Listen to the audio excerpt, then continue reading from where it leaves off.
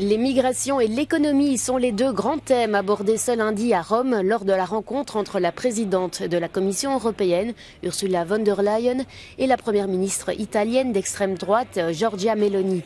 L'une des grandes priorités de l'Italie est de faire en sorte que le pacte sur les migrations figure en tête de l'ordre du jour européen, d'une manière qui convienne mieux à son pays. L'Italie a introduit un code de conduite pour les navires des ONG opérant en mer Méditerranée et souhaite une répartition plus équitable des migrants sur le continent. L'Italie veut jouer un rôle plus actif en Europe en matière de migration et en réussissant là où d'autres gouvernements ont échoué.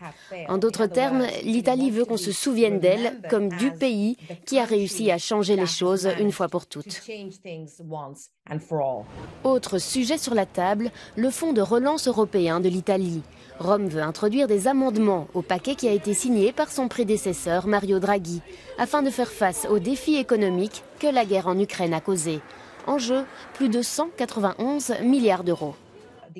Le gouvernement italien a proposé une révision globale de la gouvernance du plan, en d'autres termes, de la manière dont le plan est géré ici à Rome. Mais pour ce faire, le gouvernement italien doit demander l'autorisation de la Commission européenne. Et c'est quelque chose dont la première ministre, Giorgia Meloni, et la présidente de la Commission européenne ont discuté.